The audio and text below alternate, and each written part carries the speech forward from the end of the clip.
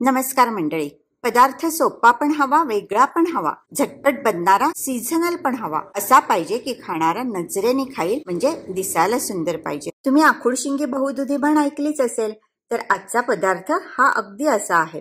चला तर बनवायला सुरुवात करूयात. दाट, क्रीमी, सुवासिक, सुंदर, सोपी रेसिपी आंबा शेवई पायसम, म्हणजेच आंबा शेवई खीर.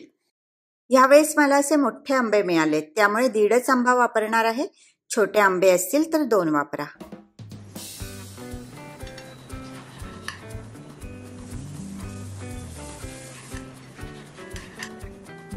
तर गार्निशिंग साठी आधी मँगो स्कूप्स काढून घेते.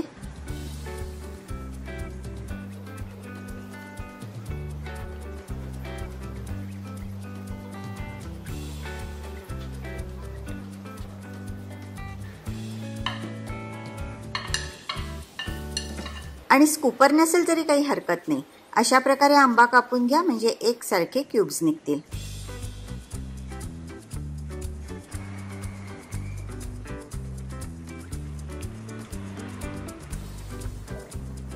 स्कूप्स काढल्यानंतर उरलेल्या आंब्याचा गर काढून घ्यायचा.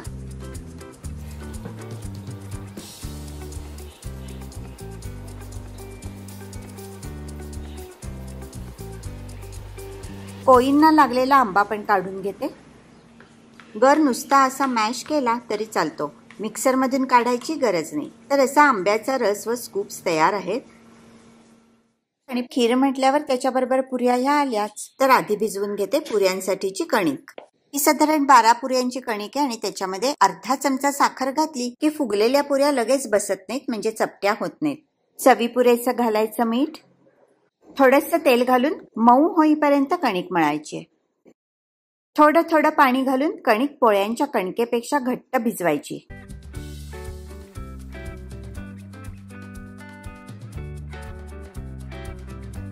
तेलाचा हात लावून मळायची. कणिक चांगली मळून खीर होईपर्यंत आणि पुऱ्या लाटेपर्यंत झाकून ठेवते.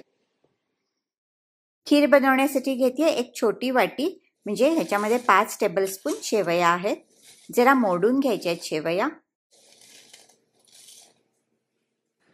शेवया परतण्यापुरेसच छोटा चमचा तूप घालायचंय आणि मध्यम गॅसवर शेवया हलक्या सोनेरी होईपर्यंत परतायच्या आहेत.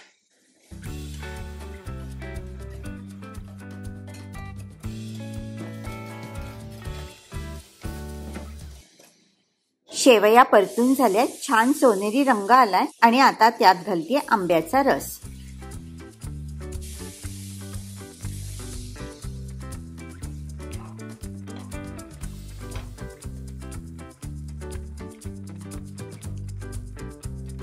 रस जरासा परतला की घालायचे 150 ग्रॅम साखर. साखर विरघळेपर्यंत आणि आंबा उकळेपर्यंत सतत हलवत परतायचे.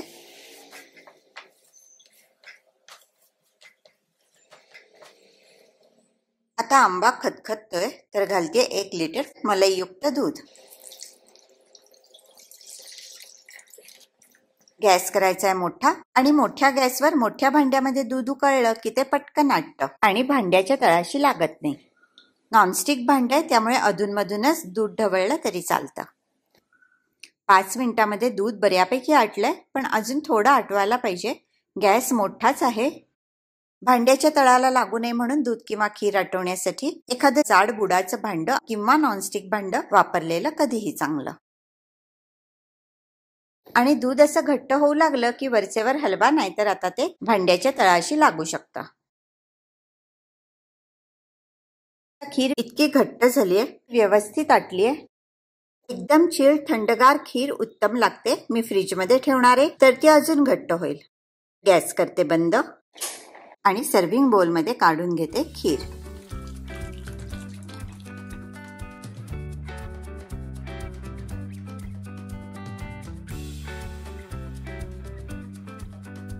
थंड होण्यासाठी खीर ठेवते फ्रीजमध्ये.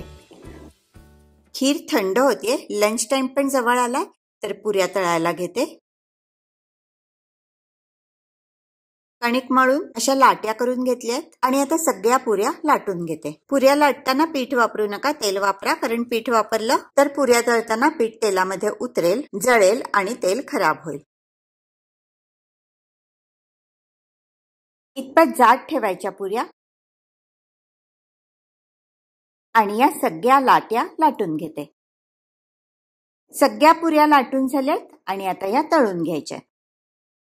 पुऱ्या तळताना गॅस मोठा हवा, तेल चांगलं कडकडीत तापलेलं हवं, नाहीतर पुऱ्या फुगत नाहीत.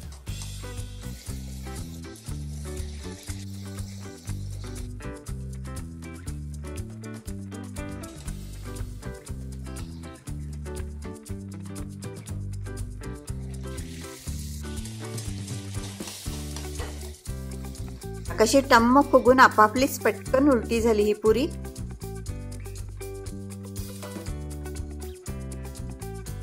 पुऱ्या अशा खमंग तळल्या की बराच वेळ टम्म फुगलेल्या राहतात. सगळ्या पुऱ्या टमटमीत फुलल्यात आणि आता फ्रीज मधनं खीर बाहेर काढते. 2-3 तास फ्रीज मध्ये ठेवल्यानंतर खीर एवढी घट्ट झाली आहे.